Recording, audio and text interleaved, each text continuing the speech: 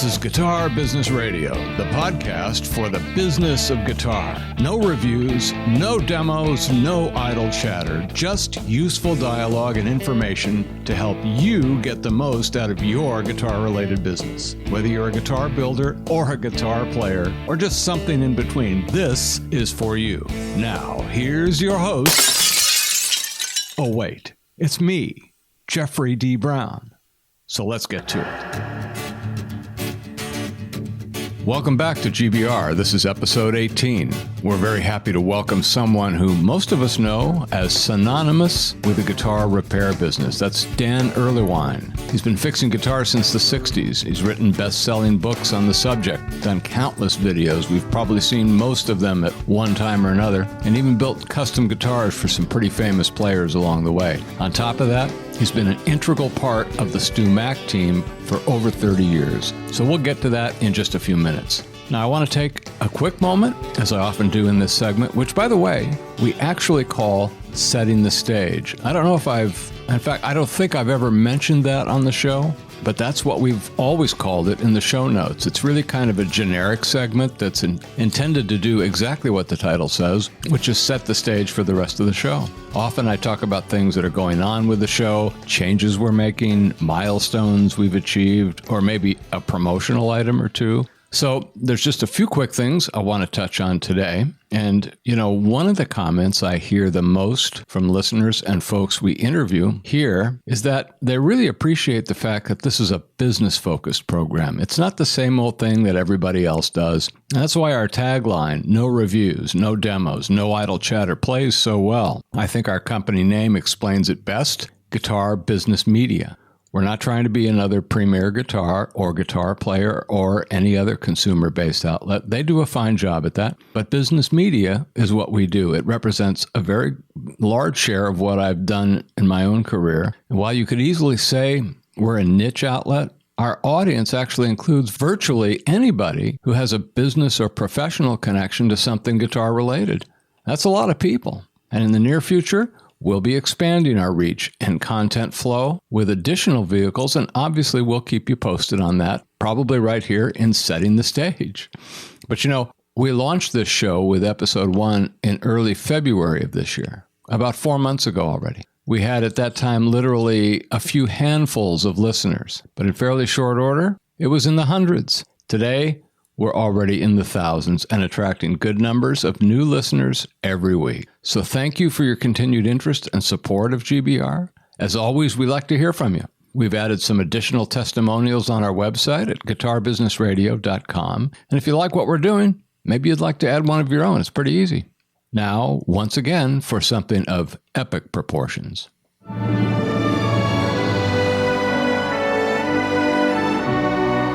This is your source for profoundly interesting news briefs. Guitar Business Radio presents The Shorts.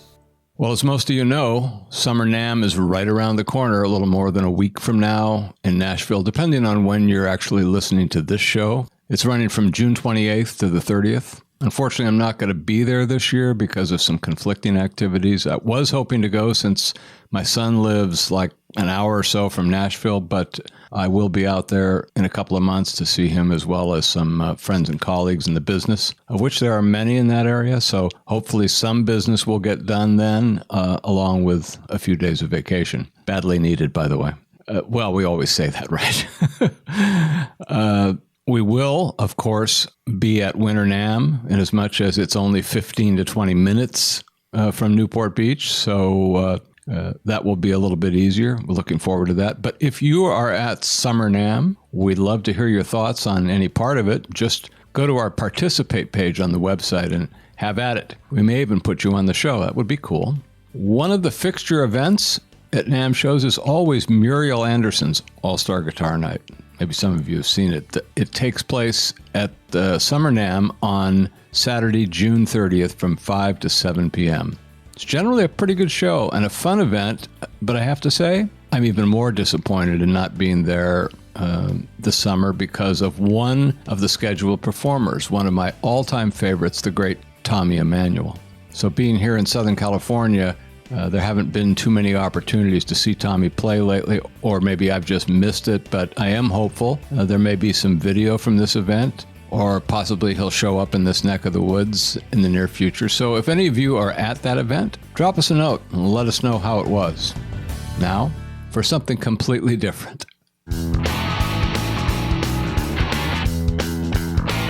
Well, Dan Erlewine opened his first guitar shop in the late 60s. And since that time, like I said at the beginning of the show, he's become one of the leading experts on guitar repair, written several best-selling books on the topic, produced a ton of videos, and still does. He's currently the author of a long-running column in Vintage Guitar magazine, and he's been a regular part of the team at StewMac for well over 30 years. And we're going to hear all about all of this as Dan Erlewine joins us right here and right now.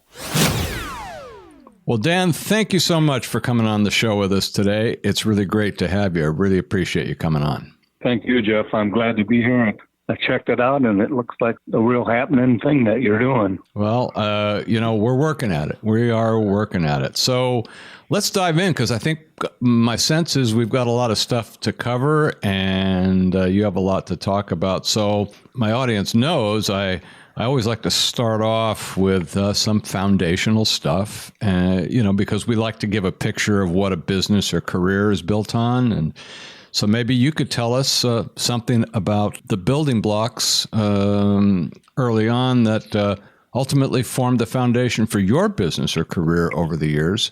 The floor is yours. Well, I was born in 1944 in Lancaster, PA, and grew up with a family that eventually moved to Michigan. My father was a businessman, a master's in business from U of M, and my mother was an artist from U of M that never finished school because she had 5 boys. Oh, boy. So we grew up around every kind of art medium you can think of, and my dad had all the old Sears tools in the late 40s and 50s, table saws, joiners, and all that. So his hobby when he got home from work for Ford would be making toys for his kids and making stuff from wood and remodeling. So wow. At 6 years old, I can remember sitting on the stairs going in the basement and plugging my ears when that table saw came on. Wow. So by 9th grade or 8th grade or junior high school, I was doing projects in wood out of my dad's shop and helping him put floor in his new shop, whittling stuff, painting with oil paints, charcoals, pastels, everything, because my mom had all that. So I think that would have encouraged me down the path to where I ended up, which is in the guitar biz. But that gave you the, a lot of that mechanical stuff, and obviously working with the wood and the art and design and stuff like that. That's quite a good balance. It was, and I can draw and I can paint and I can envision things and sketch them out, and a house. So those are the old days when kids had shop in high school and junior high school, and their parents did stuff. Today's kids can't hardly do anything, as you probably know. Well, because they're all looking at screens, basically. They're all looking at their phones. They're all looking at screens. Yeah. If somebody comes in my shop to work, they've got to do some real basics to even get in the door. If you're in the guitar shop business, you have to build your own benches. You have to make things. So I learned that early on. They got to shut off the phone, probably. That's probably one of the rules, huh? Yeah, I hate that. Well, that's just a wonderful start, and looks like just a great first part of that foundation. But so it seems like you found yourself in business in around the mid 60s, obviously as a very young man, I presume. And there was an awful lot happening. I was certainly around then, and there's a lot of stuff going on in the world. Certainly in the music world, especially in guitar, lots of stuff happening. So I'm kind of wondering if you could tell me if there was anything particular about that era that sort of helped propel your business and move you forward. Sure, that would have been for me 1959 on forward, at a time when music and an unparalleled interest in guitars, both electric and acoustic, had grown out of the folk boom is the way I see it, and rock and roll. Mm-hmm. So my generation of musicians, and maybe more importantly the one just before, had paved the way for us in the 60s to be musicians and to make a living playing music was happening all around us. I got my first guitar in 1960 in 10th grade, but I was listening to the Kingston Trio. Oh, sure. I remember that. And folk music. My parents played that. Electric guitar was still new to me, but I was listening to Chuck Berry and all that, like all of us. And by 10th grade, getting that first guitar, I took it apart. And I stripped it down and refinished it. Was it an electric guitar? Or? No, it was a Domino acoustic, a cheap brand with a painted on sunburst and pinstriped white lines around it. Okay. I wanted it to look like a Martin, so I stripped it and stained the sides brown. That was the first guitar job I did. I wasn't afraid of it. But in Ann Arbor, where I was living, that was a hot spot between New York City and San Francisco. If you think of where all the bands played, they traveled from New York to Philadelphia, around Boston, New York, to Philadelphia, Ann Arbor, then Chicago, then Denver, and then San Francisco. So that was the touring route. And they all came through Ann Arbor. At that time, in 1962, when I graduated from high school, I got a job working at the Herb David Guitar Studio in Ann Arbor, which was the only folk shop and earthy kind of music store in anywheres around. Yeah. Everything else was a Grinnell's chain store or that type of store. Sure. So I got into Herb's in the 1962, and I got to meet people that I never would have heard them play. Anyone from Clarence White, Reverend Gary Davis, all those people played in Ann Arbor, and they all came up to Herb's. Wow. So that was, and Herb worked on their guitars. And so Clarence White came. You worked in 1963. Oh, sure. Okay. So you were working there in the store? I was working in the store. I wanted to be in the repair shop, but he was using me as a salesman and giving lessons. I see. And when I could get back in the shop, I did. At one point, Herb gave me a guitar and said, take this home. If you can fix it, you can work in the shop. And it was what I know now would be the 1940s Gibson Rosewood Southern Jumbo, which would be extremely rare. Woody Guthrie had one. Okay. And I took that home, and there was a hole in the side, and I patched it with muslin on the inside that my mom had with some glue, filled it with plastic wood and oil painted. It looked good. Oh, my gosh. And I finished with a spray can of Krylon. That's the clear liquid that you put on a charcoal drawing. I remember that. And I got a job in the shop. That's it. That was the deal, huh? Yep. But I still worked in and out of that shop because that's early 60s, and I was playing in bands. And by 1964, I got pretty serious about playing in the band. We had a band in Ann Arbor called the Prime Movers Blues Band. And that band lasted about 3 years, which were intense years. We traveled around Michigan. We traveled to Toronto.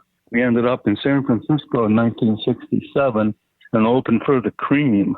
Oh, wow. Which was like amazing to me. I never did meet Eric Clapton, though. Once Eric Clapton played at the Grandee Ballroom, and he broke the peg head on the Fool guitar. That's his SG, the painted one. Yeah. And he was sent to my shop in Ann Arbor, which was in my basement, and I wasn't there. I was up fishing. Oh, no. Up north, fishing for walleyes. And he went to Herb's, and Herb repaired it. It had to be glued in a hurry, is what I heard. And to this day, Herb still has a picture of "Thanks, Herb, Eric Clapton." That's pretty cool. That could have been on your wall. Could have been. But all the musicians that came through Ann Arbor were very influential, just being able to go hear them play. We're talking Carlos Montoya, Segovia, Jim Queston, everybody. The folk boom. In Ann Arbor, we had the U of M Folklore Society that would meet on Saturdays in one of the buildings on the university, and they would share music and lessons. But I was still in high school, and you had to be a student.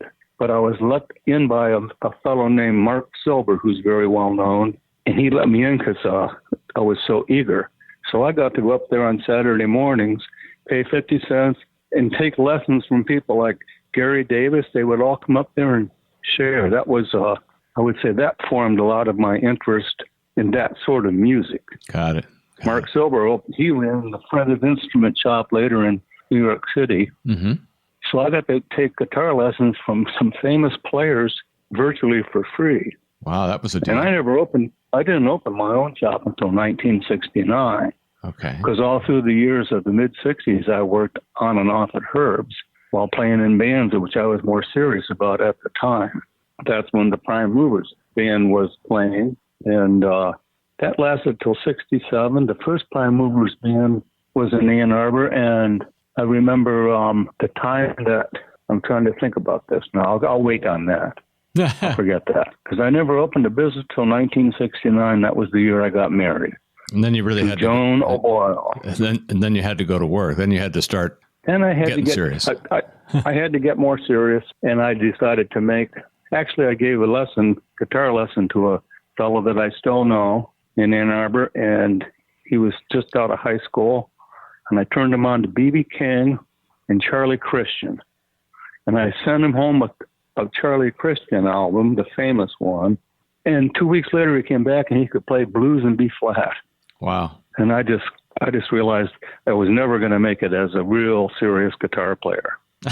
And I'm serious. That's why I decided I'm going to keep fixing them instead. Yeah. That was fall of 69. Well, that was and I worked from that point in 69, I started working as a business. I called it Erlewine Instrument, and that was for local bands from Ann Arbor, Detroit, all the Michigan area, like Ted Nugent, MC5, Mark Farner from Grand Funk Railroad, Bob Seger, all these bands that were growing out of that area. I gave Bob Seger guitar lessons and sold him a gold top Les Paul and loaned him my Lightning Hopkins album that he never brought back. Oh, boy. And Ron Ashton from the Stooges. Their drummer, not their drummer, their singer, Iggy, was our drummer in the first Prime Mover band. Small world. Iggy Pop. I know it. Yeah. In fact, Iggy got Joan and my wife together. They were friends in high school. Mm-hmm. Haven't seen him for years. Well, I can just keep rambling on. Yeah, but let's talk a little bit about some of the milestones along the way, and we can kind of assess how those fit in. But you got started in 69. You had a shop at that point? I had a shop on the outside of Ann Arbor, which would actually be in Ypsilanti by the mail code, postal code. Mm-hmm. Out on a farm. It was in the basement, and that would have been shortly after we got married. And during those years, that's when I would have worked for all these bands, because I knew them all because I was in bands. Sure. And I was always known for having a guitar that played better than everybody else's because I always was tinkering with them. Yeah, well, you were the expert, right? To them, I was. I was older than a lot of the younger guys that came along by just a few years, but coming out of high school, it makes a difference. And I could make guitars play good, and they all gravitated towards Dan Erlewine's going to fix this for me. Well, how long? And I did. So that went on for, and I kind of think of these things in kind of as sections or blocks. It's kind of the way I produce the show, but I mean, it's you were in that space for how long and until you made the next shift? Say that was from 69 to 75. Mm-hmm. I'd call it the Blues Festival years because we had the famous Ann Arbor Blues Festival started in 69. And my brother and I ran a backstage bar for that, which was huge. It was a huge festival. And my dad said, if you want to meet these guys, buy them some drinks. Run the bar. Yeah. So we got permission from U of M to do it because they had the money to put it on. And everybody was there. That's where I met Albert King. That's when I made Albert King guitar at probably the second Blues Festival. And we've all seen that guitar. That's a iconic guitar that you made.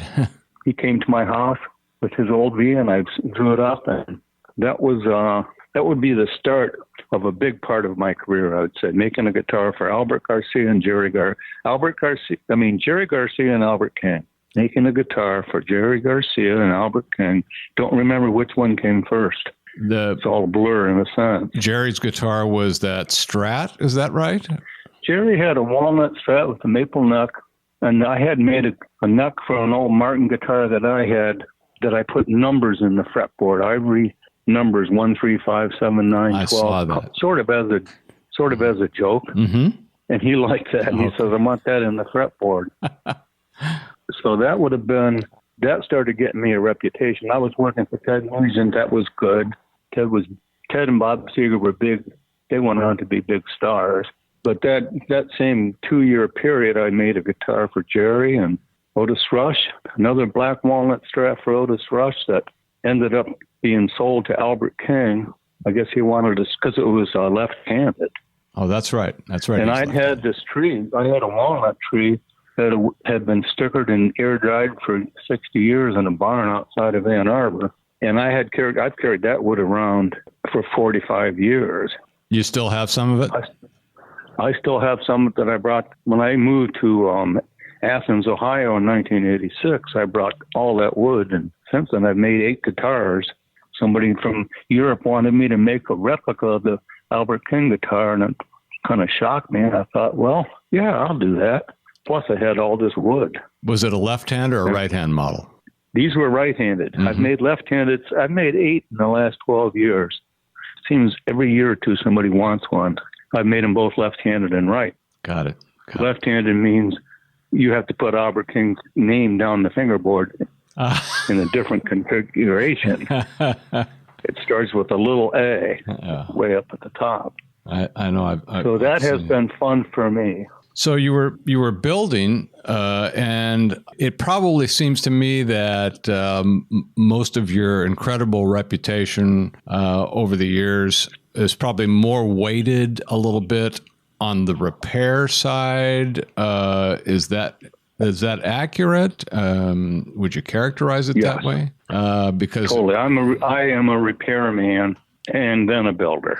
Right. And certainly today the common term is luthier. They call us luthiers, but I seldom use that term. I think it's a little stuffy.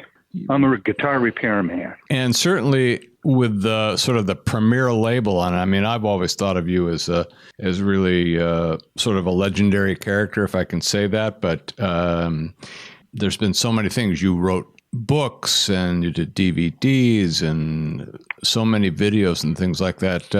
When did you start doing the books and that sort of thing? When did that come along? That was before I moved to StewMac in 86.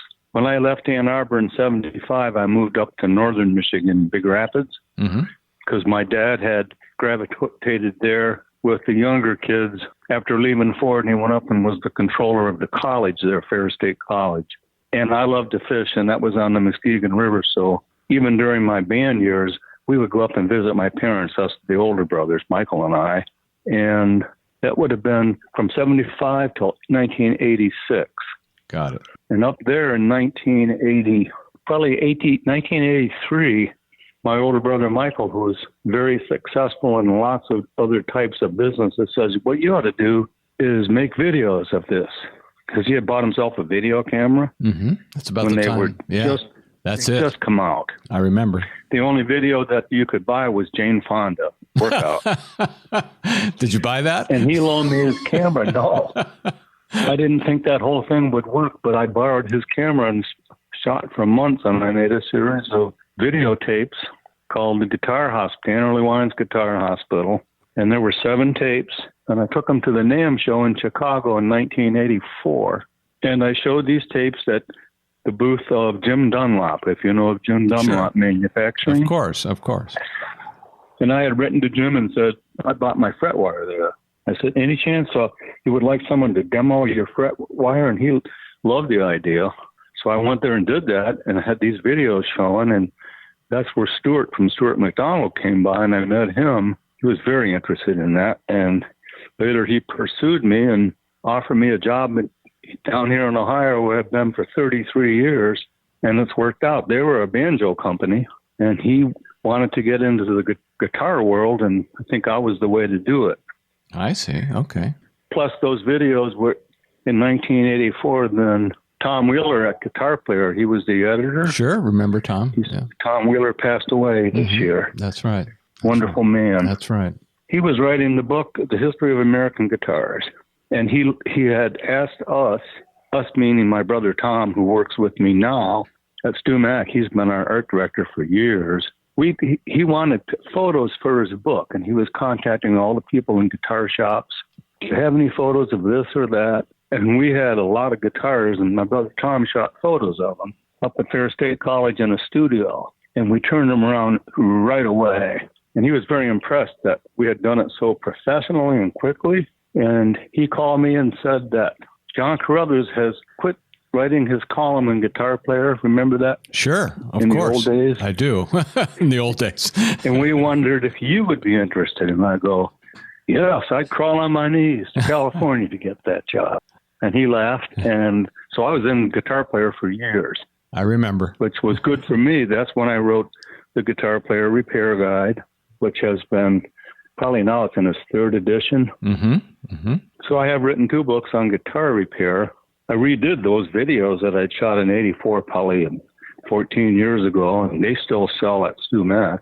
I'd like to do more of them, but it probably won't happen. There's only so much that you can do. What, can you tell us a little bit more about the relationship with StewMac? Started in the 80s, and how did that evolve? That evolved starting in 1986. There were 12 people here. There must be over 50 now between us and our metalworking facility out in Bozeman, Montana. And Stuart said, I'll tell you, if you come down and go to work for us, you'll be a lot more famous than you are now. But I did have to leave a pretty strong family in Big Rapids and go off on my own with my kids. And that really has totally worked out. They love it here in Athens, Ohio. Mm-hmm. So we pretty much started from the ground up at StewMac, going from being only a wholesale banjo supply company and a few guitar parts. And I'm proud to say that I helped them greatly to get there. I came with credentials from Guitar Player that every time I wrote an article in Guitar Player, it said, it works at Stuart McDonald, and that's good. And they started, for 20 years, we went to NAMM shows. We probably quit, 14 years ago or something. We used to go to the LA NAMM show and show our tools and sell videos and books. And through StewMac, I joined organizations that I'd only heard of, might never have gone to where I was in Michigan, Happily Fishing in Big Rapids. Like the Asia organization, you probably know them. Mm-hmm. Sure. That's an acronym for Association of Stringed Instrument Artisans. That's a little fluffy name, but it's a wonderful organization. The other one's the GAL, Guild of American Luthiers. You've heard of that. Absolutely. So I would say the last 33 years, a whole bunch of us people have grown up together because we belong to those organizations and met each other. Bob Taylor, Britt Laskin, Dick Polk, Bill Collins, on down the line, everybody participated. And that probably wouldn't have happened if I hadn't moved to StewMac, a place that would invest in sending people to these shows, take an interest.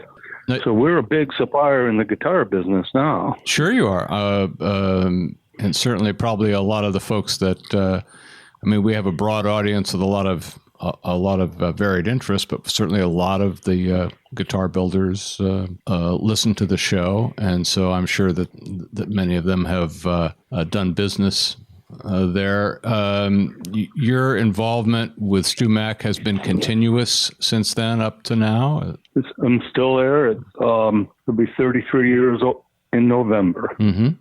I design tools along with other friends of mine that work there, other luthiers, as they call us. We design tools, we test products, we build guitar kits. Got it. I write books, shoot videos. We have an ongoing internet presence called Trade Secret. I'm familiar with it. Which my brother Tom and I started that 30 years ago, and we ran for 10 years in the catalog. Mm-hmm. Then we quit doing it for 8 years. And when it came back, the internet was going. Changed everything. So now we're doing, yeah, it did. We started getting on the internet with Trade Secrets again. That's a big part of my job. The guitar comes in, I work on it, take photos, teach about how you can do this. And then it became videos. So I'm standing in my shop right now, and it's also becomes a video studio at the drop of a hat. Now that's at StewMac's facility? No, I'm a mile away at my house. Okay, that's what I thought. I built a new shop 2 years ago in my backyard. Mm-hmm. I had a big sycamore tree, 220 years old, cut down.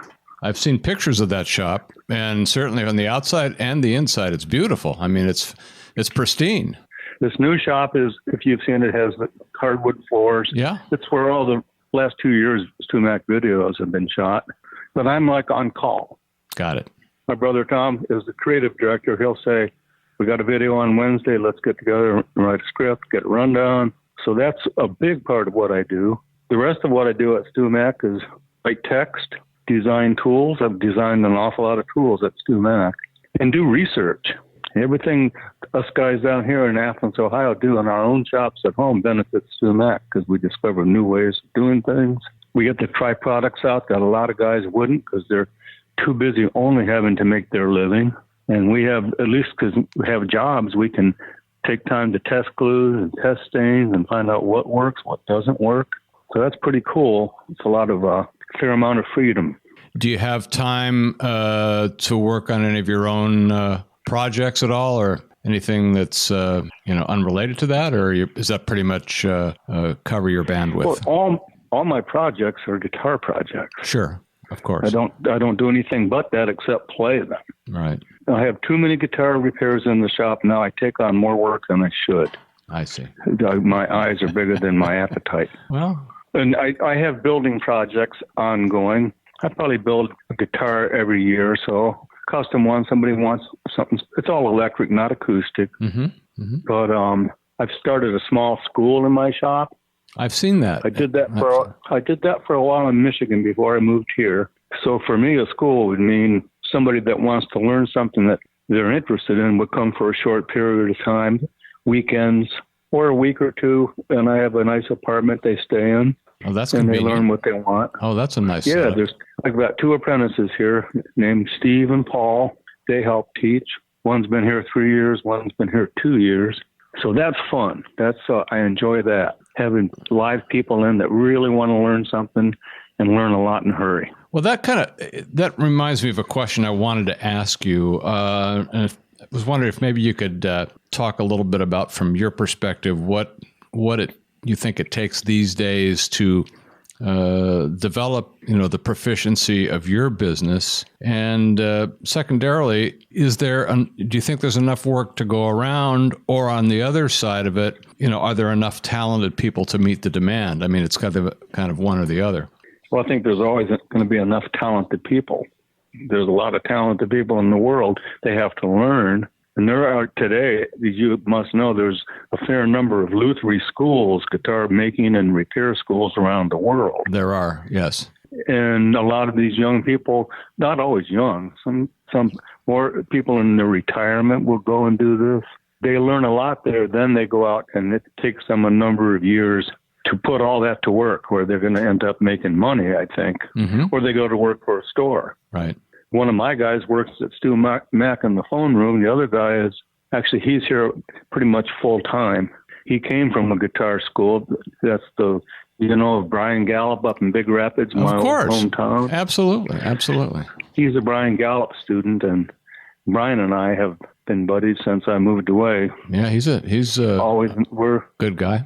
He's got an incredible school. It's just world class, and it grows every year. Yeah, and I've certainly and those familiar. Students he's trained a lot of students that get jobs in the industry, and as they get older, they go on their own. But there's plenty of work. There's just no end to the hundreds of thousands of guitars that need work around. Every state has probably 10 good repairmen, be my guess, or at least adequate.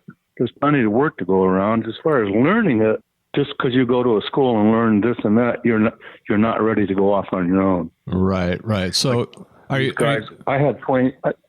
trained 12 people at least over the years that are still in business.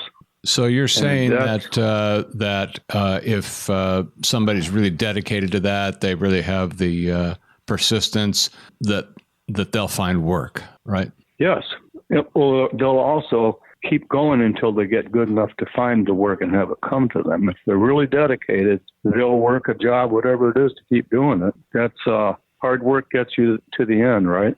Well, sure. But they still have to make 150 guitar nuts before they get it right every time. It's kind of like the 10,000 hour thing, where they say you got to work 10,000 hours on something to get really, really good at it. I don't know. I don't know if that's right. I've heard that. Yeah. I know I've worked that many hours. Oh, sure. Now. Yeah. I get it. But no, you have to come out and you have to do all these jobs over and over to get good at it.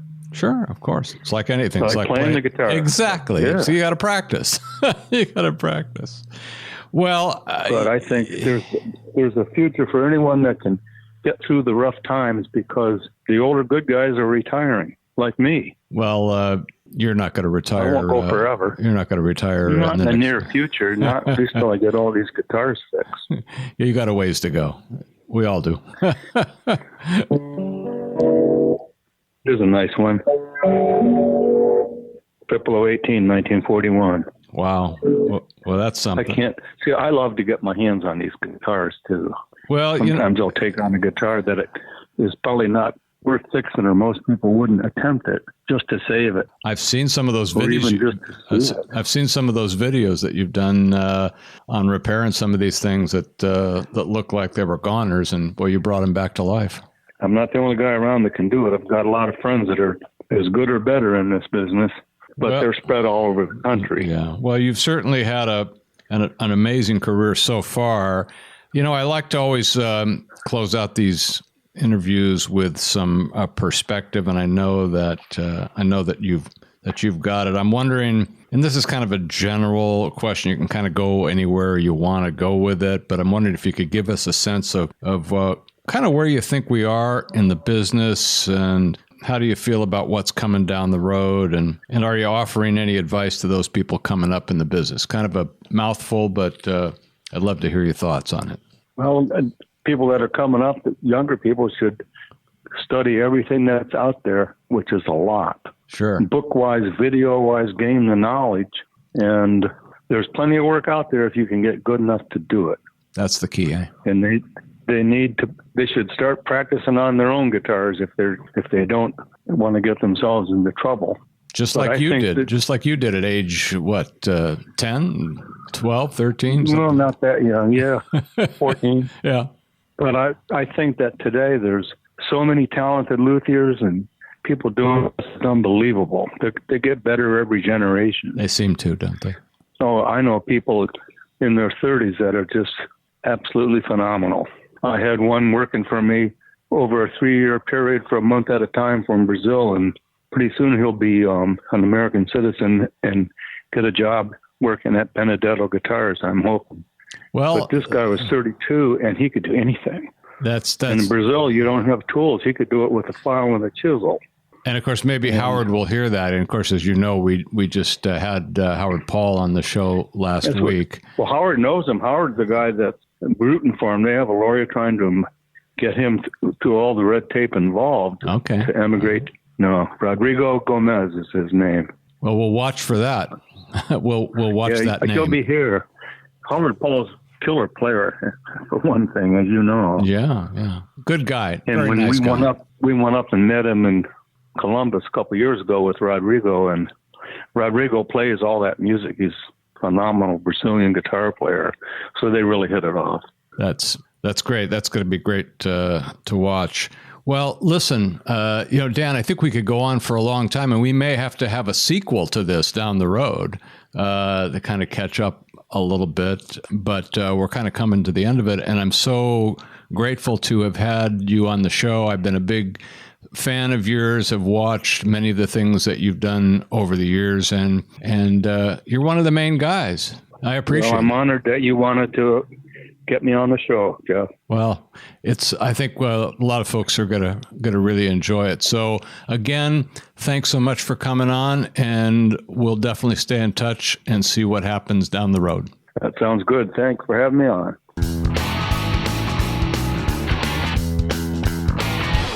In episode 17, we talked about influence in the context of market messaging and making what we call connections. And our definition of this particular kind of connection is something positive that is remembered about you or your business by a potential customer or someone who can influence the market in your direction.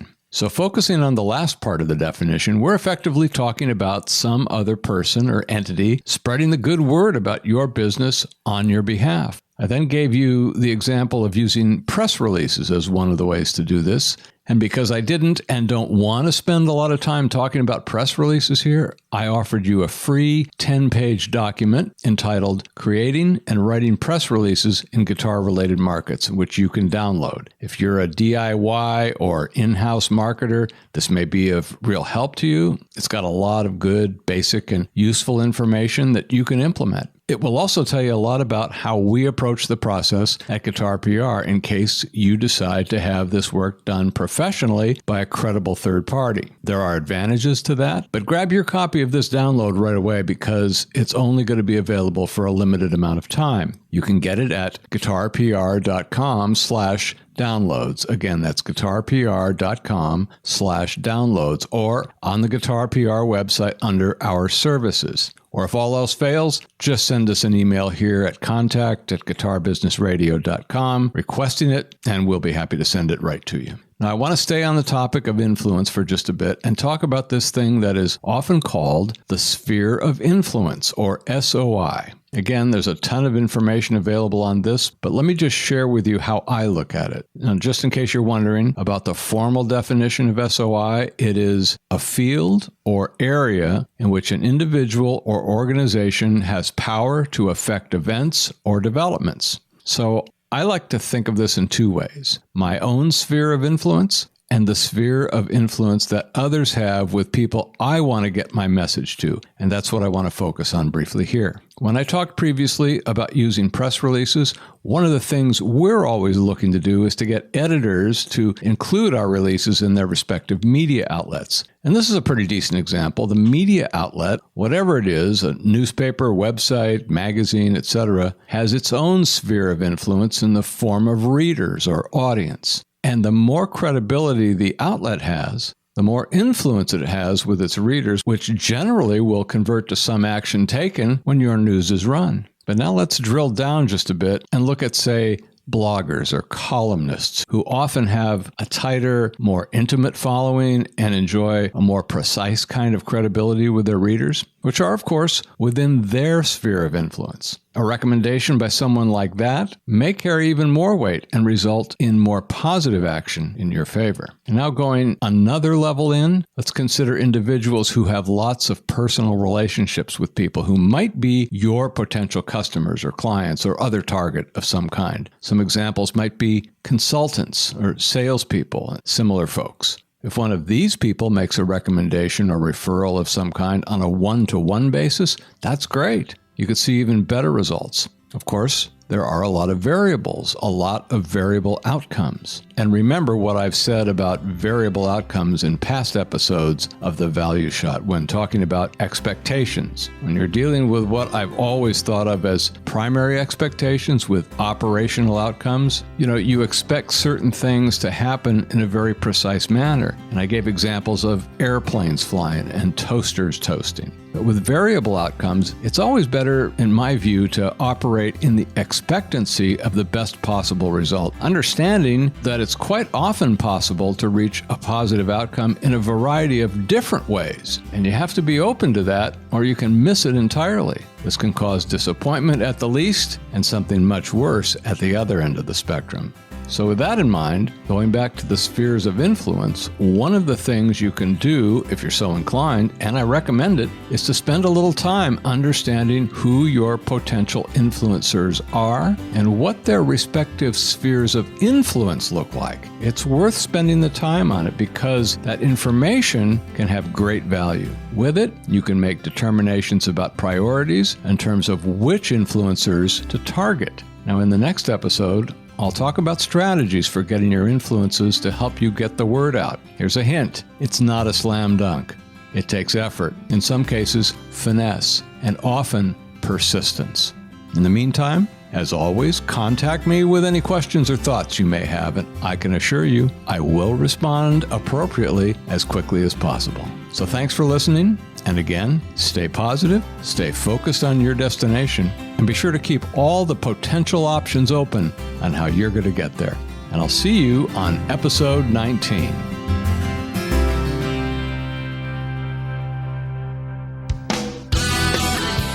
And That's it for this episode of Guitar Business Radio. Thanks for being with us. You can stay tuned and stay in touch at guitarbusinessradio.com.